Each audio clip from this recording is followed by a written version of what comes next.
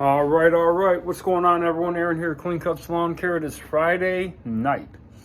So we had to come to our daughters to let the dogs out. Milo, because they're at a wedding. Come here, boy.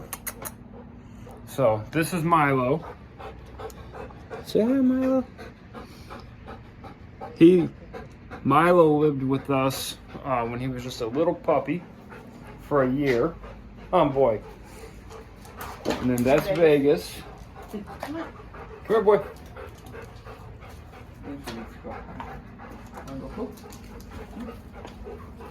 So Milo is on a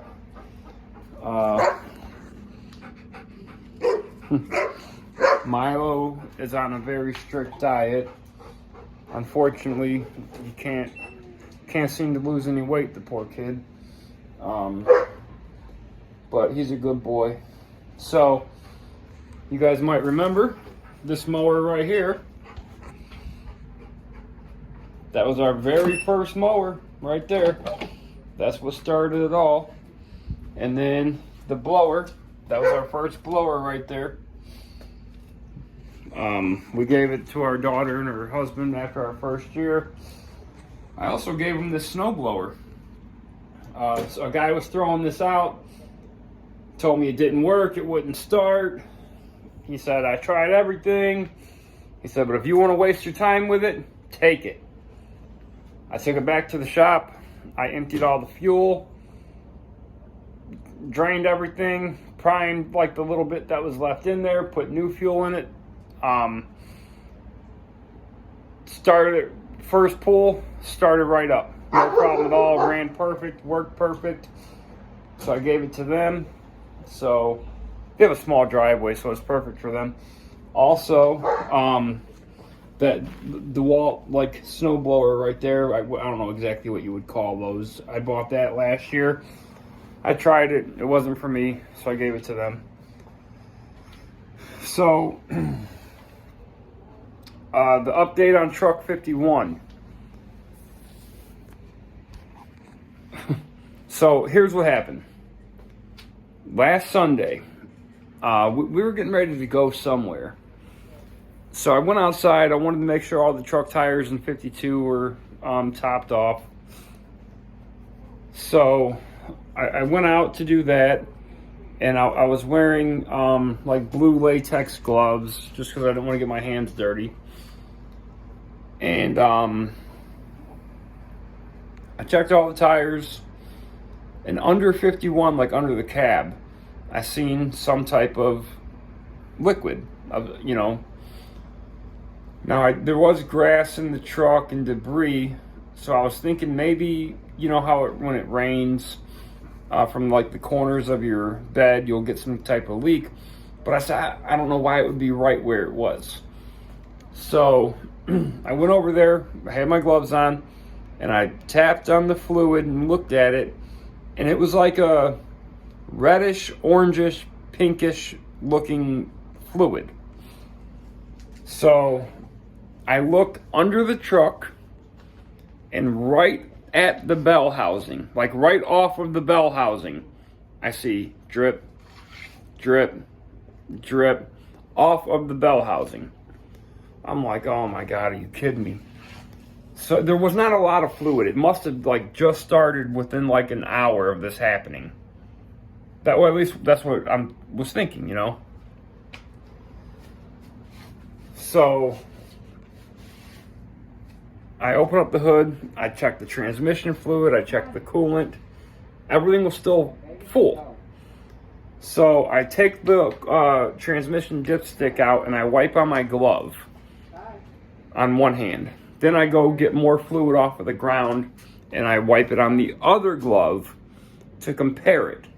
And it was hard to tell, but it looked very comparable. But you got to remember, the fluid, comes down off of the truck and then onto the ground. So, it's hard to tell. So, he's fine. So, it was Sunday afternoon or close to evening. And you guys know how I get with stuff like that. Going crazy in my head. You know, airing off the meds against medical advice, going crazy. So I'm like, you know what? If it's something to do with the transmission, I don't want nothing to do with it.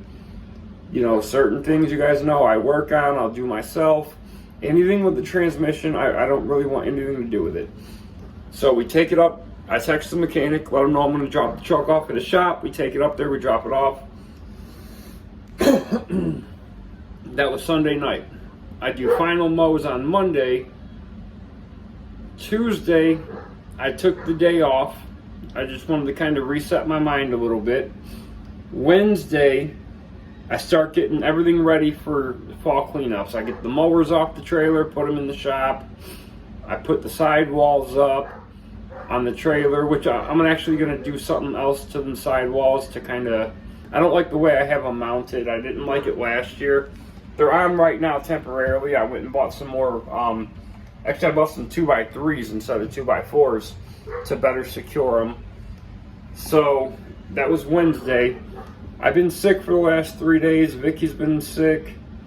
So about halfway through the day at the shop, I leave the shop. I'm going to call it a day and go home. But before I went home, I drove past the mechanics. And in the morning, my truck was in the shop. Now, my truck was sitting outside of the shop. So I pulled in there to talk to the mechanic. They were real busy, so I didn't really want to bother them. There's Milo. So I didn't really want to bother him. Is he coming? There's Vegas. Come here, boy.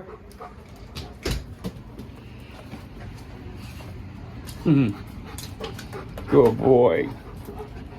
Watch how jealous they are. Watch. Good boy. Good boy. Normally he'd be barking.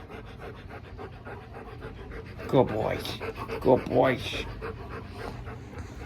So, didn't really want to bother him, so I waited for a minute, and then the owner came over to me, and he says, this is where I feel like a fool. He said, has nothing to do with your transmission. I said, oh my God, it's coolant? He said, yeah, absolutely. He said, it's blowing right out of the back of the water pump. I'm like, oh my God, no. Because had I had a little bit more time, because I had to do one route. I was supposed to do finish final mows last week.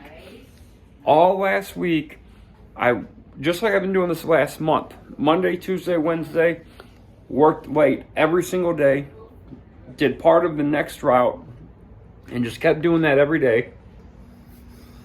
I was going to be done by Thursday. Well, Thursday, a big rainstorm hits. And couldn't mow Thursday. It was so wet, couldn't mow Friday. Is that how it went? Yep. And I let it dry over the weekend, and I'm going to finish the mows on Monday. So, but if that hadn't happened, I would have had more time to investigate where exactly is this fluid coming from. Because like I said, I was caught in the middle, like, man, is it transmission fluid? And especially when both of the fluids were still very full, you know, it kind of had me thrown off there. But yeah, I definitely felt kind of foolish that I just really didn't have time to investigate where this fluid was coming from, and I took it straight up there. Problem is, the water pump. What's he want to go back out? The water pump. I could literally change that water pump out in an hour. An hour, maybe 2 at the most. I could change that water pump out 2 hours at the most.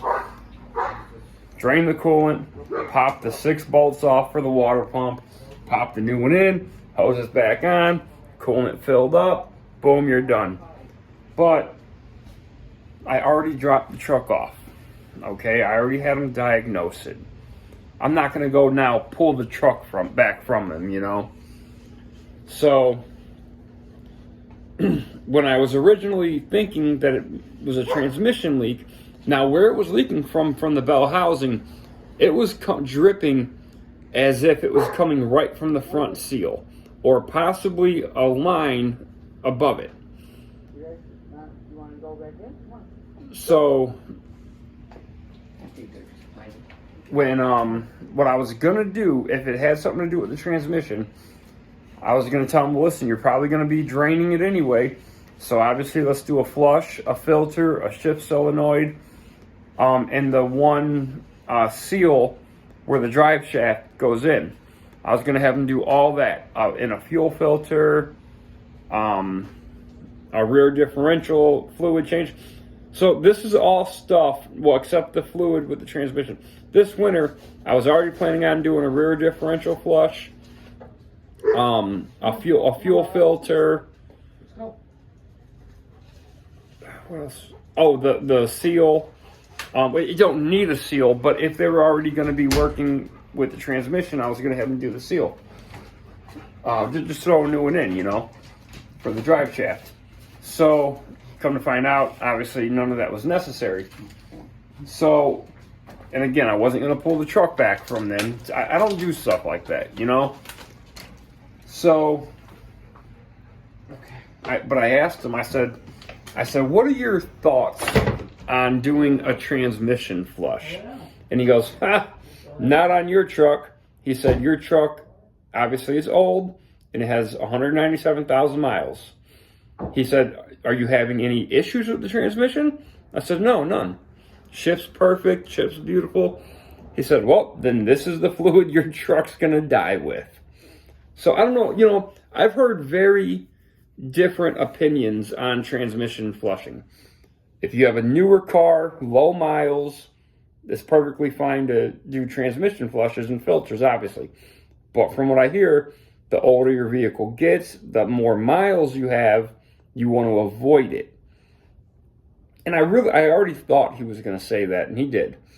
So I said, listen, man, you already have the truck. I said, I had a list of chores I wanted to do with it this winter, such as the rear differential flush, fuel filter. I said, so you go ahead and do it since you already have it. I said, here's what I said. Now listen, I hope to have this truck for another 100 years, right? You know what I mean? I hope it keeps running and keeps, helping us out and making us money, but you never know.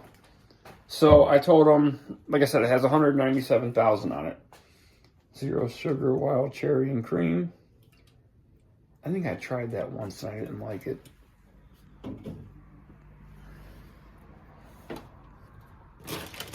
Just alcohol, except that one thing. So, I said, listen, let's get this truck ready for its final hoorah. Let's let this truck go out in some style, with some dignity, and, let's get these things done. So, that was on Wednesday. Yes, it was on Wednesday. Didn't hear from them Thursday.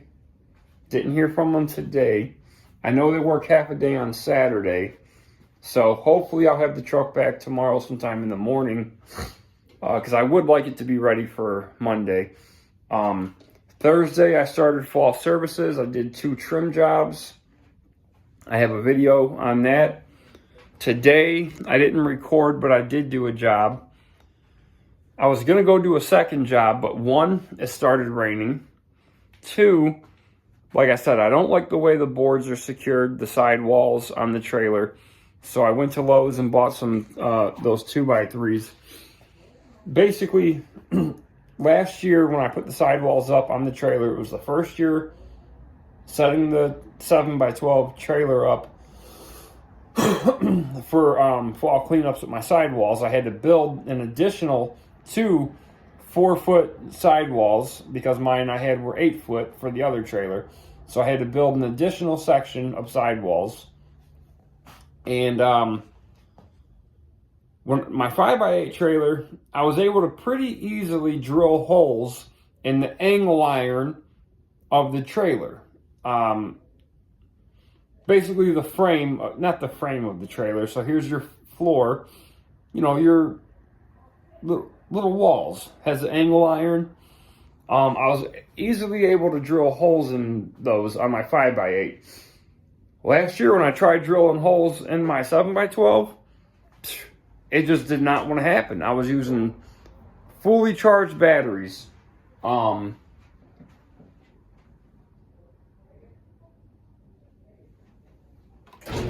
on, I just heard someone like running right outside here.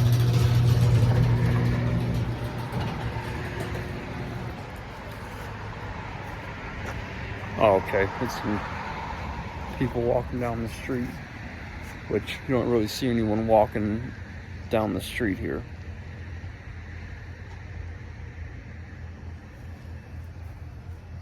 So, anyway, so last year I couldn't get them holes drilled, so I ended up just using like large washers and bolting the sidewalls right to the mesh on my trailer.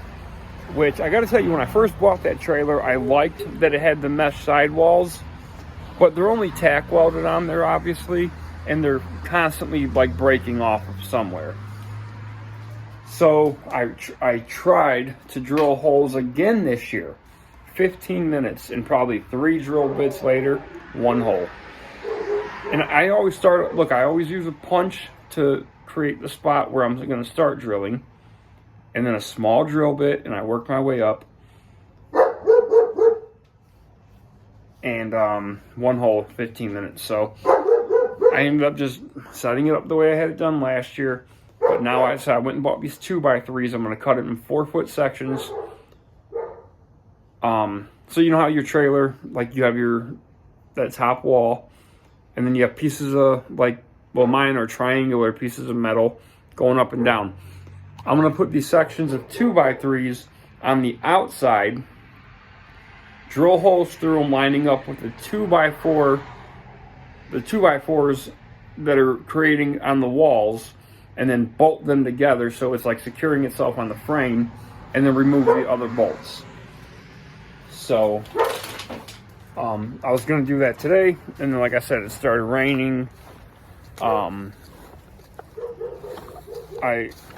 Even after I left Lowe's, and it was pouring, so I just decided that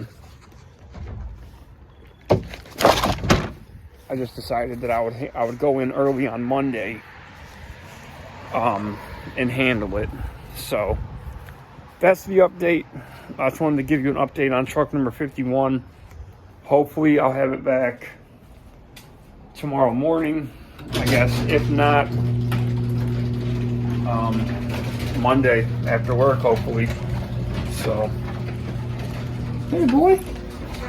Hey boy. There's your boys. There's your boys. See here. Oh, you see his neck? Come here, Vegas. Show me your neck. He's the one, last time we were dog sitting, we had to take him to the vet. Out of nowhere, he had gotten an infection right there. Come here, boy, let me see. Here, whoop, right there. They had to shave his neck. See right there? Out of nowhere, he had just gotten an infection. And they ended up having to shave his neck, the poor kid. So, alright, I'm out.